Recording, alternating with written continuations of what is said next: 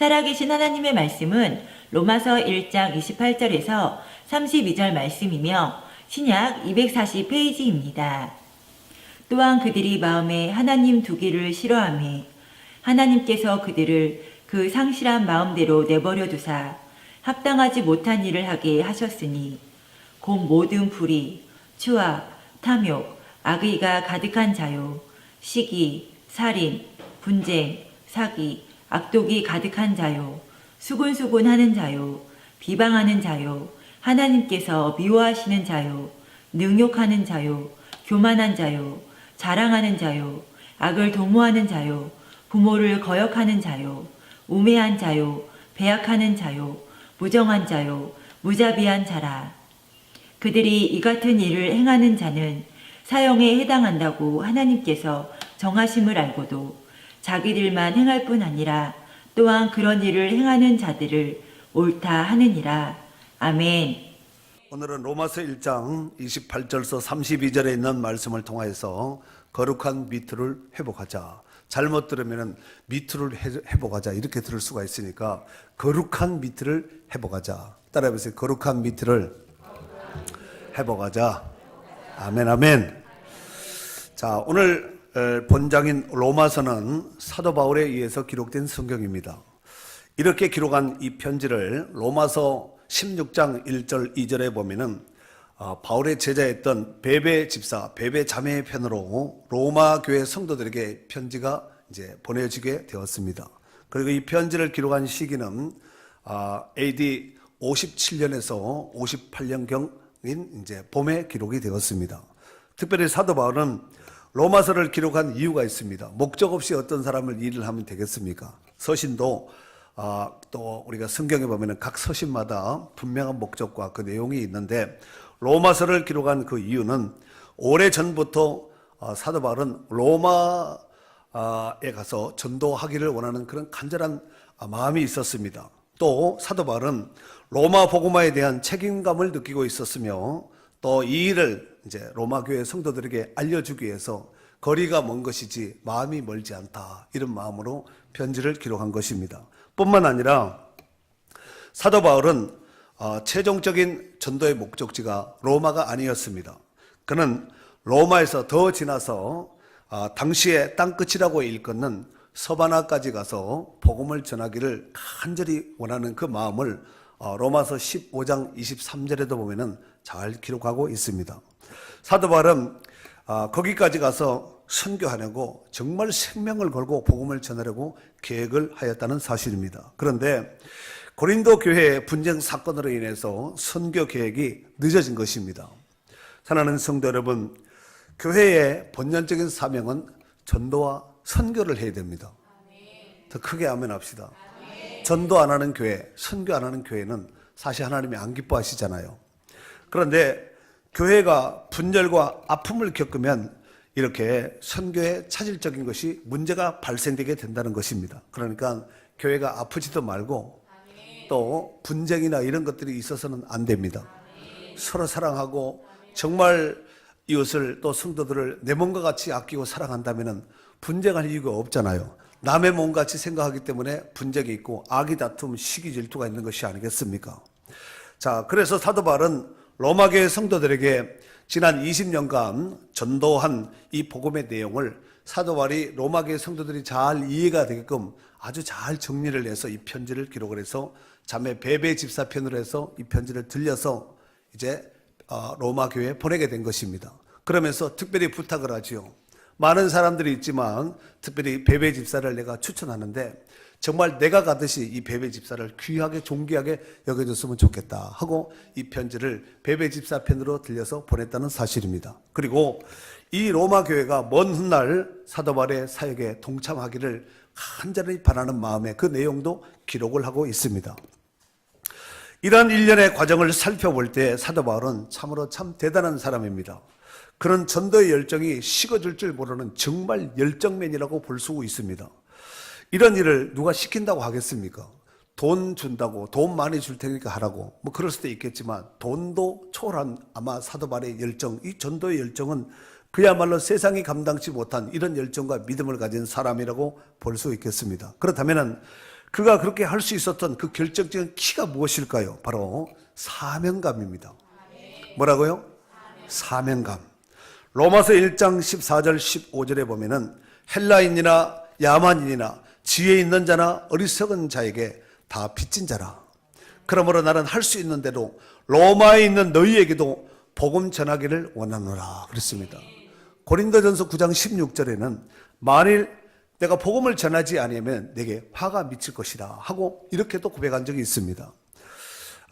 이러건대 정말 사명감이 불타는 사도 바울, 우리가 신앙생활을 함에 있어서도 사명감이 있는 사람과 사명감이 없는 사람은 일하는 일 자체에 양질의 차이가 분명하게 납니다.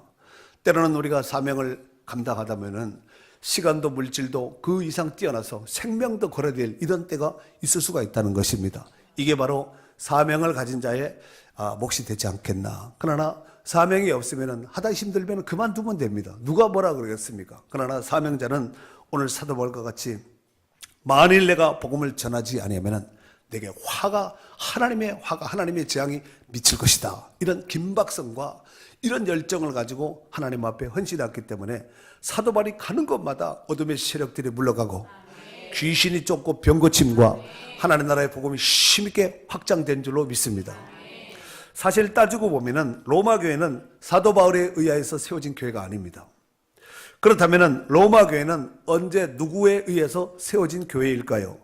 아마도 사도행전 2장에 보면은 오순절날 마가의 다락방에서 성령 강림이 있었을 때에 본토인 유대인들 뿐만 아니라 로마에 거주하고 있던 디아스포라 유대인까지도 그 자리에서 이제 기도함으로 성령 충만을 받고 그들이 이제 본국에 가서 세워진 교회가 바로 로마 교회가 아니겠나 이렇게 추측할 수가 있습니다. 아무튼 로마서는 많은 교리를 포함하고 있는데 로마서는 총 16장으로 되어 있습니다. 그 중에 1장서부터 10장까지는 교리 부분이고 12장서부터 마지막 16장까지는 실천 부분입니다. 그러니까 교리와 실천, 그러니까 교리가 있으면 그 교리에 따른 삶이 있어야 되지 않겠습니까? 그래서 교리에 따른 삶의 실천 부분을 해서 총 16장으로 기록된 성경이라고 볼 수 있습니다. 그 중에서 특별히 이제 1장을 탁 펴면 1장에서는 교리 중에 가장 중요한 교리인 죄의 문제를 다루고 있습니다.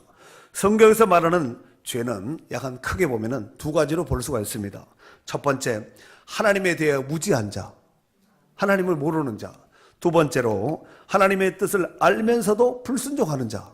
이렇게 이제 크게 볼 수가 있습니다. 아무튼 이 죄의 파괴력은 육신의 죽음뿐만 아니라 영혼도 파괴할 만한, 가공할 만한 이런 능력을 가지고 있다는 사실입니다. 그래서 해 아래 살아가는 모든 인생들이 죄로 인하여서 그 두려운 형벌로 인해서 늘 불안하고 염려가 많고 고통 속에서 신음하고 원수막의 손아귀에 붙잡혀서 꼼짝달싹도 못하는 이런 비참한 인생으로 전락되어서 살아갈 수밖에 없었다는 사실입니다. 이러한 모습은 예나 지금이나 여전히 변함없이 계속해서 반복적으로 자행되고 있는 모습입니다. 그리고 그 반복적인 그 죄로 인해서 끊임없이 두려움과 고통 속에서 신음하면서 살아가고 있는 것이 우리 인생의 삶의 모습이 아닌가 생각을 해봅니다. 그리고 하나님을 떠난 그들의 삶에 대해서 오늘 이제 성경에서는 아주 적나라하게 잘 기록을 하고 있는데, 여러분, 하나님을 떠나면은 사람들은 자유로워질 것 같고 자기 멋대로 뭔가를 다 할 수 있을 것 같은 이런 느낌을 받거든요. 그런데 그것은 착각입니다. 우리 오늘 성경을 한번 보도록 하겠습니다. 하나님을 떠난 자의 삶. 자, 먼저 오늘 메인 본문은 28절에서 32절이지만 그 앞에를 좀 보면은 21절에서 23절에 있는 말씀을 먼저 한번 다 같이 읽도록 하겠습니다. 읽습니다. 시작.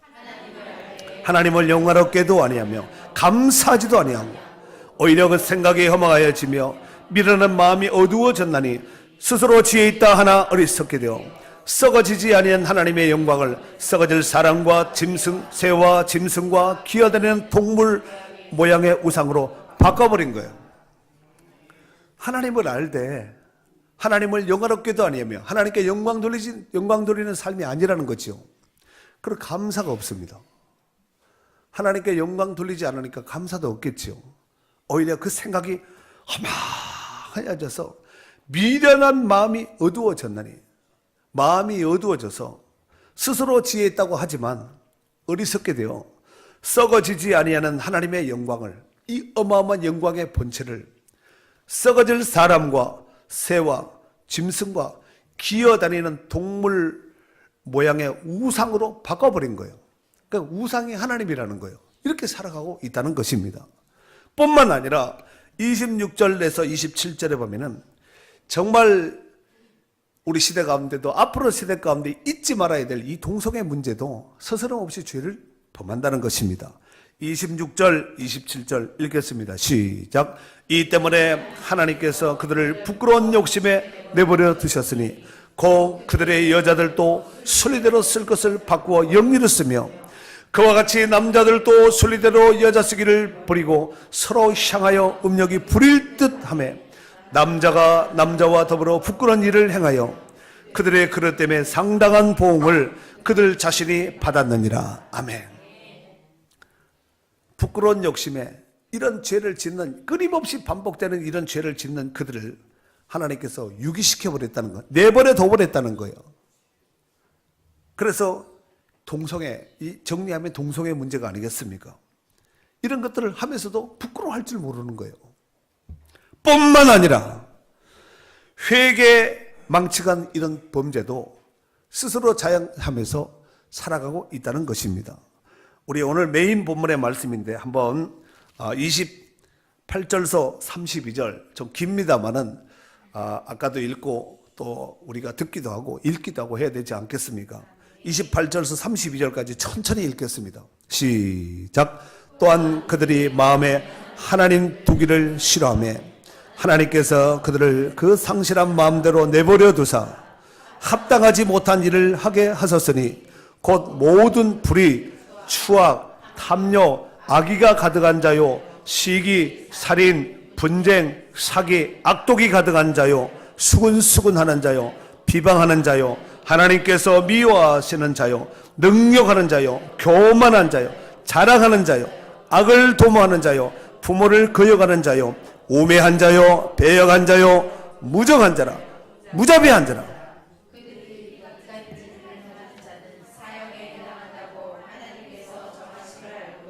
자기들만 행할 뿐 아니라 또한 그런 일을 행하는 자들을 옳다 하느니라. 쉬운 성경이 있는데 다른 번역으로 쉬운 성경이 있는데 이제 김찬송 청년이 크게 이제 읽어줄 거예요. 쉬운 번역으로 한번 지금 읽었던 28절에서 32절에 있는 말씀을 쉬운 번역으로 한번 읽도록 할 거니까 여러분 한번 잘 들어보세요. 자, 읽어요. 더욱이 사람들이 자신들의 마음에 하나님의 크게. 길을 아주 싫어하므로 하나님께서는 사람들의 그런 타락한 마음을 그대로 내버려 두셔서 그들이 해서는 안 될 못된 짓들을 하도록 놓아두셨습니다. 그 결과를 보십시오. 사람들은 온갖 불의와 악행과 탐욕과 악의로 가득 차 있으며 또한 질투와 살인과 분쟁과 사기와 악독으로 가득 차 버렸습니다. 게다가 그들은 험담을 하고 중상모략을 일삼으며 하나님을 미워하고 건방지게 행동하며 교만을 부리고 자랑을 떠버리고 악한 일을 꾸미고 부모에게 대듭니다. 또 그들은 분별력이 없고 신의가 없으며 인정도 없고 자비심도 없습니다. 그들은 이런 짓을 행하는 자는 죽어 마땅하다는 하나님의 공의로운 법도를 잘 알면서도 돌이키지 않고 그런 짓을 스스로 계속할 뿐 아니라 그런 짓을 행하는 사람들을 잘한다고 부추기기까지 합니다. 아멘. 네. 쉬운 성경을 하니까 좋지요. 막 부모한테 대든다 그러지요. 부모를 거역하는 자요. 이거 보다가 부모한테 바락바락 대들고 막 이렇게 하면 더 우리가 피부로 와닿을 수 있는 이런 쉬운 어떤 감각으로 이렇게 더 이해력이 빠르지 않겠나. 문제는 여기서 가장 큰 문제는 뭐냐면은 32절입니다. 그들이 이 같은 일을 행하는 자는 사형에 해당한다고 그 하나님의 정하심을 알고도 자기들만 행할 뿐만 아니라 또한 그런 일을 행하는 자들을 옳다, 좋다, 괜찮다 이렇게 한다는 거예요. 이게 문제입니다. 그러면은 왜 이렇게 이들이 그런 범죄와 그렇게 하는 자들을 동조하면서 옳다고 하는가? 그 이유는 결정적인 키는 딱 하나입니다. 28절에 보면은 그들의 마음에 하나님 두기를 싫어하는 거예요. 마음속에 하나님 두기를 싫어한다는 거예요. 제가 여러분에게 묻겠습니다. 여러분은 여러분 심령 안에 하나님이 있습니까? 조금 구체적으로 여러분은 여러분 심령 안에 예수 그리스도가 있습니까? 그런데 하나님 두기를 싫어하니까 이렇게 산다는 것입니다. 여기 총 이제 29절서 31절까지 각종 죄에 대해서 21가지를 나열하고 있는데, 당시에 보편적으로 많은 사람들이 많이 지었던 죄명을 여기 이제 기록을 했습니다. 여러분, 죄가 21가지밖에 없겠습니까? 그렇다면 얼마나 좋았겠어요? 머리털보다도 더 많은 내 죄라 그랬잖아요. 이런 죄를 날마다 반복적으로 짓고 또 짓고 짓고 또 짓고 나중에는 이게 죄인지 이게 아닌지 분별력을 잃어버리는 것이죠. 그래서 썩어지지 아니할 하나님의 영광을 새와 짐승과 기어다니는 모양 우상으로 하나님을 바꿔버리는 거예요. 그게 하나님이라는 거예요. 그걸 섬긴다는 것입니다. 그렇다면 그들이 왜 이렇게 살아야 할까요? 바로 하나님을 떠났고 하나님 마음이 없으니까 하나님 떠날 수밖에 없잖아요. 그러니까 하나님이 그 상실한 마음대로 육이 내버려 둬버린 거야. 내버려 둬버린 거예요. 죽든지 살든지. 그랬더니 그들의 삶은 나름대로 도덕적으로 또 나름대로 삶의 어떤 양질의 삶 속에서 거룩하고 성결하게 살려고 하지만 역시 죄 가운데서 이런 죄의 굴레 아래서 쳇바퀴 돌듯이 반복될 수밖에 없다는 거예요. 그러니까 무슨 기쁨이 있고 무슨 소망이 있고 즐거움이 있겠습니까? 끊임없이 고통 속에서 신음하다가 그러다가 무엇이 선인지 무엇이 악인지 분별력 없이 살다가 그냥 죽는 거예요. 짐승의 죽음과 다를 바가 무엇이 있겠습니까? 그리고 죄인으로서 죄의 문제를 해결할 수 있는 자색 능력도 없습니다. 문제가 일어났는데 그 문제 처리 능력이 없다는 거예요. 이에 대해서 성경은 그들에 대해서 그러한 범죄자, 그러한 죄인들을 향해서 성경은 뭐라고 평가하고 있냐면은 로마서 3장 10절 말씀해 보니까 기록된 바 의인은 없나니 한 사람도 없다는 거예요. 이 세상 온 천하의 의인이 한 사람도 없다는 거예요. 로마서 3장 23절에는 모든 사람이 죄를 범했다는 거예요. 로마서 6장 23절에는 죄의 삭은 사망이라는 거예요. 정리하면 다 죽게 생겼습니다. 모든 사람이 다 죽게 생겼습니다. 다 죽게 생긴 거 아니잖아요. 다 죽은 거죠. 죽어 있는 상태입니다. 영적으로 보면. 사도 바울도 전에는 이 인간의 육체의 연약한 한계성을 깨닫고 그 성령 충만한 사도 바울이 뭐라고 탄식했냐면은 로마서 7장 24절에 보면은 오호라 나는 곤고한 사람이로다. 이 사망의 몸에서 누가 나를 건져내랴 그랬어요. 이 사망의 몸에서 누가 나를 건져내랴. 나 좀 건져주세요. 하지만 누가 건져낼 자가 없다는 거예요. 사랑하는 성도 여러분, 최근 우리나라에서 미투 운동이 활발하게 일어나고 있습니다. 그로 인해서 사회의 각계각층에서는 긴장 또 긴장하고 있습니다. 왜 그럴까요? 아마도 거기에 해당되는 사람이 많아서 아마 긴장 또 걱정하지 않겠나 생각을 해봅니다. 오늘날 미투 운동이 이와 같이 우리나라를 포함해서 전 세계로 활발하게 이와 같이 일어나게 된 그 발발된 그 동기는 2017년 작년이지요. 10월 달에 미국에서 성폭행과 성희롱 피해자들이 서로의 이야기를 공유하면서 나도 피해 입었어. 너도 그랬냐? 너도 주변 보니까 다 피해 입은 거죠. 그래서 이런 사람들이 연대감을 가지고 정신적인 피해를 극복해 나가자는 취지 아래서 이런 미투 운동이 시작하게 되었다는 것입니다. 뿐만 아니라 소셜미디어에서는 나도 피해자라는 의미에서 해시태그를 달면서 샵 미투 있지요. 그걸 달면서 시작된 미투 운동을 통하여서 전 세계 많은 여성들이 용기 있는 목소리로 한 목소리로 계속해서 지금 하고 있는 것이지요. 최근 우리나라에선 검찰 내 성폭력 피해자의 고발에 의해서 시작된 이 미투 운동이 문화계를 포함해서 연예계, 교육계, 종교계까지 확산되어서 걷잡을 수 없는 들불과 같이 막 번지고 막 동으로 불길이 막 동으로 서로 남으로 북으로 막 튀는 거죠. 이런 현상은 대부분 권력과 그리고 위계 관계, 이 상하의 관계 속에서 일어난 성폭력과 성추행이라는 점에서 그동안 억눌렸던 이 피해자들의 목소리가 이제 한 목소리로 외침으로 인해서 이 미투 운동이라는 이런 운동이 사회적으로 강력하게 확산되어서 파급을 일으키며 당분간 아마 별일이 없는 동안은 계속해서 이게 지금 동계 평창 올림픽, 지금 패럴림 올림픽 하잖아요. 이거보다가 아마 이슈화되어서 사회 현상으로 지금 대두되지 않겠나 생각을 해봅니다. 사랑하는 성도 여러분, 오늘날 동성애를 포함한 이런 모든 문제의 뿌리를 추적하고 캐내고 파고 들어가면은 그 뿌리의 실체는 바로 죄입니다. 그리고 이런 죄의 문제의 해결 방안은 과연 무엇일까요? 그것은 인간의 모든 능력을 동원하고 사람이 지혜, 경험, 나름대로 어떤 철학과 모든 것을 다 동원하여서 지혜를 짜낸다 할지라도 이 문제를 스스로 해결할 수 있는 능력이 없습니다. 처리 능력이 안 된다는 거예요. 그래서 성경은 이 문제의 해결의 실체자는 바로 예수 그리스도라고 말씀하고 있습니다. 요한복음 12장 47절에 보면은 내가 온 것은 세상을 심판하려 함이 아니요 세상을 구원하려 함이로다 그랬어요. 누가 이런 말을 했습니까? 누가 내가 세상을 구원하겠다. 예수님이 내가 세상을 구원케 해서 오셨다고 말씀하셨습니다.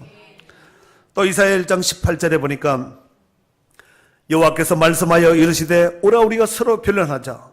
너희 죄가 주홍 같을지라도 눈과 같이 희어질 것이요 지렁같이 붉을지라도 양털같이 희게 되리라고 말씀하셨습니다.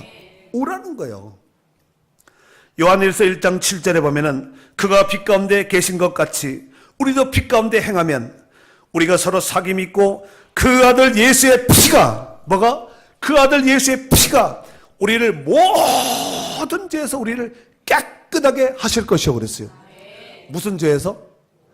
모든 죄에서 어떤 죄를 할지라도 그 모든 죄에서 깨끗하게 할 이는 바로 예수의 피밖에 없습니다.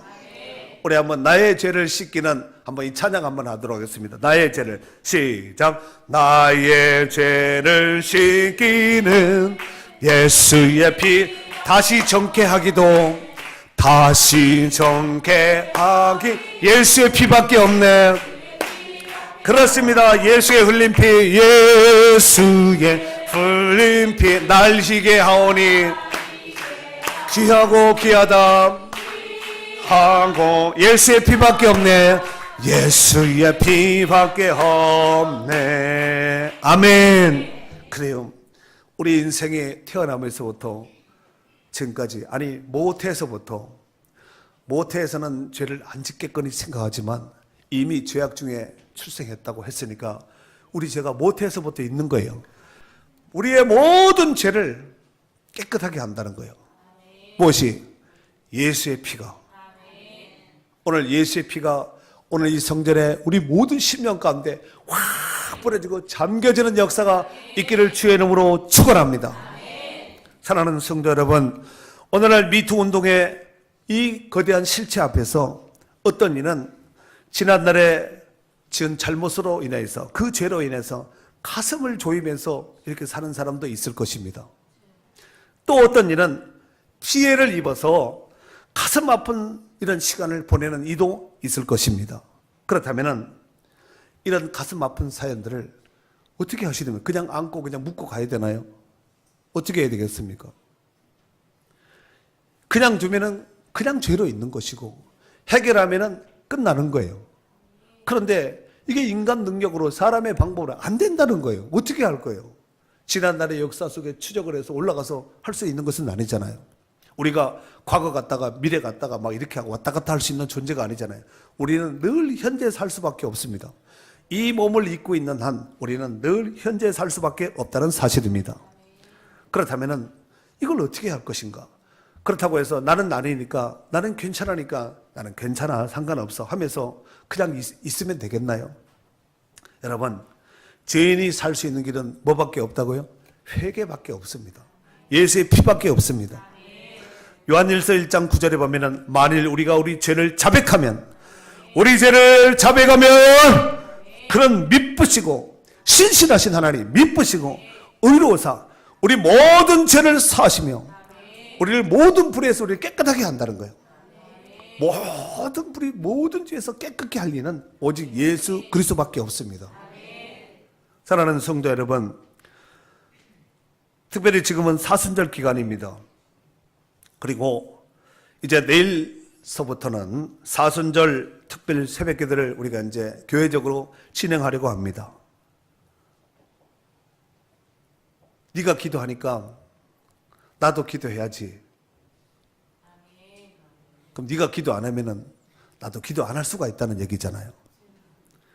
정말 우리가 거룩한 기도의 미투 운동을 일으킴으로써 너도 기도하고 나도 기도하고 나도 기도하고 너도 기도하고 우리 모두가 기도로 깨어서 정말 하나님 앞에 바로 설 수 있는 기회가 되어야 될 줄로 믿습니다. 이러한 일들은 지금 확산된 미투 운동처럼 우리가 기도의 영적인 미투 운동도 확산돼야 되리라고 생각됩니다. 뿐만 아니라 최근 남북의 관계가 예측 불허의 상황 속에서 긴박하게 지금 돌아가고 있습니다. 그러므로 이때 우리가 나라 민족을 위해서 각별하게 기도하는 자가 되어야 되지 않겠습니까? 나라를 잃고 나라가 없어진 다음에 가슴치고 회개하고 후회한들 무슨 소용이 있겠습니까? 구약 성경 예레미야 시대 때에 남유다가 멸망당하는 거예요. 이제 정말 풍전등화와 같은 이런 위기적인 상황 가운데 있을 때 하나님께서 예레미야에게 안타깝게 이렇게 말씀하셨습니다. 예레미야 5장 1절에 보면은 너는 예루살렘 거리로 빨리 다니며 그 넓은 거리에서 찾아보고 알라. 너희가 만일 정의를 행하며 진리를 구하는 자를 한 사람이라도 찾으면 내가 이 성읍을 용서하리라 그랬어요. 이런 말 들으면은 머리 뒤끝이 막 쭈삣쭈삣하지 않습니까? 코끝이 막 시큰시큰하지 않은가요? 저는 이 말씀을 준비하면서 지금도 제가 막 머리가 쭈삣쭈삣 서는 거예요. 한 사람이라도 있으면 한번 네가 찾아봐라. 무슨 얘기예요? 한 사람도 없다는 얘기예요. 뿐만 아니라 창세기에 나오는 소돔과 고모라 성이 의인 10사람이 없어서 유황불의 심판을 받고 영원한 역사의 뒤안권에 지도 자체가 없어져 버렸습니다. 부디 이번 세대 특별 새벽기도를 통하여서 우리의 영혼이 하나님 앞에 회복되어서 소생케 되는 것은 물론이거니와 거룩한 기도의 미투 운동으로 깨어서 정말 우리가 기도해야 될 제목들이 많잖아요.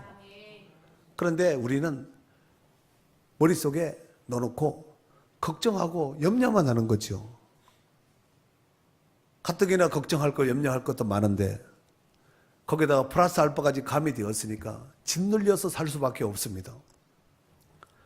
이 모든 문제를 털어내고 해결할 수 있는 방법은 하나님 앞에 돌아오는 길밖에 없습니다. 돌아오면 삽니다. 어떤 불의한 죄와 문제를 할지라도 돌아오면 살거든요. 얼마나 쉬워요. 집 나간 탕자가 만약에 집 나간 상태에서 그 돼지 막사에서 우리 아버지 집에는 모든 먹을 것이 풍족하고 종들도 배부르는데 나는 여기서 줄여 죽는구나. 죽어야지. 이렇게 해버리면 되겠습니까? 그런 상태를 할지라도 이제 내가 아버지 앞에 돌아가서 하늘과 아버지께 내가 죄를 범했으니까 품꾼의 아들이 아니라 품꾼의 종의 하나로 나를 써달라고 아버지한테 얘기해서 내가 죄 문제를 해결받고 또 돌아가야 되겠다 하고 탕자가 그렇게 생각을 하잖아요. 그런데 그것까지 생각한다고 해결될 문제는 아니거든요. 결정적인 것이 뭐냐면은 이에 일어나서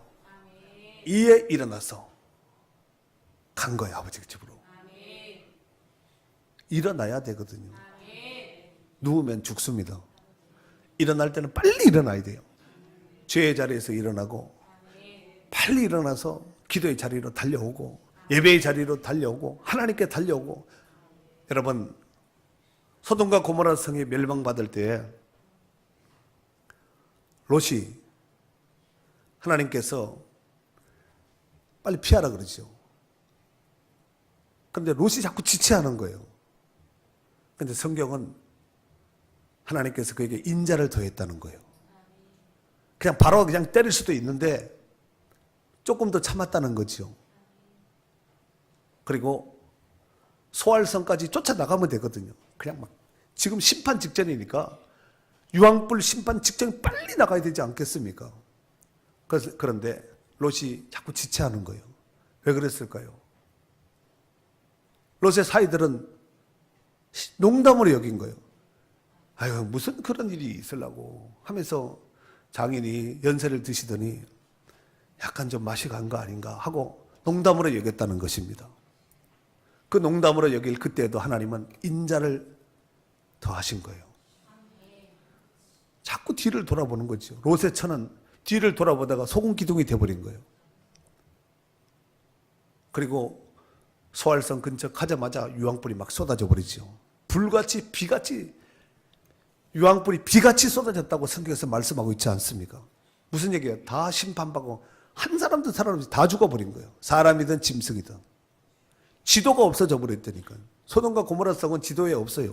다만 구약 역사 학자들이 사해 근처에 이쯤 될 것이라고 추정만 합니다. 여러분, 우리나라도 남과 북의 관계가 심각하거든요. 그래서 지금 가지가지 방법으로 지금 협상의 테이블로 끌어내려고 분위기가 지금 잘 무르익어 가는데, 중요한 것은 역사의 주관자는, 역사의 흥망성쇠는 사람이 하는 것이 아니라 하나님이 하시는 거예요. 되게 할 수도 있고 안 되게 할 수도 있습니다. 그러니까 이때 하나님 앞에 우리 죄를 회복하고 하나님 앞에 부르짖고 하나님 앞에 바로 서고 부지런히 구하고 찾고 해야 되지 않겠습니까? 기도 안 하는 사람들은 어떤 심보냐면은 막 이러다 말겠지, 전에도 그랬는데, 이런 거거든요. 여러분, 강 건너 불구경 하듯이 이렇게 하시면 안 됩니다. 우리가 이 역사 속에서 지금 살아가고 있잖아요. 우리가 역사 의식을 가지고 사셔야 됩니다. 최소한 내가 사는 이 시대는 우리 시대는 우리가 감당한다, 이런 역사 의식이 있어야 되는데, 전에도 그랬는데, 역사는 계속 유구한 역사 속에서 물이 흘러가듯이 흘러갈 것인데 막 또 이러다 말겠지, 그러거든요. 그런 사람은 사람한테도 이 땅에서 심판받아야 되겠지만 하나님 앞에서도 정죄받아야 됩니다. 이렇게 되면 안 되고, 뭐 우리나라를 누가 사랑하겠습니까? 모든 걸 잃은 다음에 가슴치고 울고불고 해도 소용없습니다. 기회 있을 때에, 아직 일이 발발되기 전에, 그때 오늘 하나님께서 예레미야가 말씀하셨던 것처럼 그 한 사람이 되어야 될 것이고, 소돔과 고모라 성을 심판 가운데, 유황의 심판불 가운데서 건져낼 수 있는 의인 10사람의 몫이 되면은 하나님께서 그 재앙을, 그 심판을 걷어버리고 취소시켜버리겠다는 거예요. 그런데 유다가 멸망받을 때 한 사람이 없었습니다. 소돔과 고모라 성이 멸망받을 때 그 10사람이 없었는 거예요. 우리나라 인구가 5천만이 넘는다고 합니다. 아이고, 설마 10사람이 없겠나? 좀 더 나가서 설마 한 사람이 없겠나? 하겠지만 성경에서는 의인은 없나니 하나도 없다 그랬습니다. 그러면 어떻게 될까요? 하나님은 작정하신 대로 진행을 하실 겁니다. 그의 계획하신 대로 그대로 진행을 할 것입니다. 그렇다면 어떻게 되겠어요? 지금 여러분 눈으로 보고 있고 누리고 있는 모든 것은 다 불타고 사라지고 없어질 거예요. 제가 겁주려는 것이 아니라 어쩌면은 지금보다 더 제가 말하는 이 말보다 더 심각한 상태거든요. 근데 사람들은 괜찮다고 생각하지요. 지금 우리나라는 무슨 전쟁이 나고 무슨 어떤 위협한 어떤 어려움이 와도 옛날처럼 라면 사거나 밀가루 사거나 뭐 쌀 사거나 연탄 떼거나 연탄 산화탄 물 저장하거나 이러지 않거든요. 많이 성숙됐지요. 그런데 너무 안전 불감증 속에서 사는 모습이 되지 않겠나 생각을 해봅니다. 여러분, 이때 믿는 성도로서 해야 될 가장 키워드는 뭐냐면은 기도하는 거예요. 하나님 앞에 돌아오는 겁니다.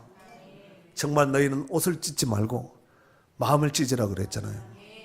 돌아온 자, 회개한 자, 하나님의 얼굴을 구하는 자, 그 손길을 구하는 자에게 하나님은 끊임없는 인애와 자비를 베푸시는 그 좋으신 하나님이거든요. 기도하면 살 수 있는데, 회개하면 살 수 있는데, 하나님 앞에 자꾸 부르짖으면 살 수 있는데 그걸 안 하는 거예요. 여러분, 농담으로 롯의 사이들처럼 농담으로 듣지 마시고 걷기로 듣지 마시고 정말 이 말씀을 내 말씀으로 받고 정말 내가 깨어서 기도하면은 우리 교회가 살고 우리 가정이 살고 우리 자녀들도 살고 직장도 살고 우리 나라도 산다. 이런 어떤 경각심을 가지고 주인의식을 좀 가졌으면 좋겠습니다. 그래서 우리 모두가 살아나고 회복되는 이런 역사를 이룰 수 있는 걸어간 미투의 주인공들이 될 수 있기를 주의 이름으로 축원합니다.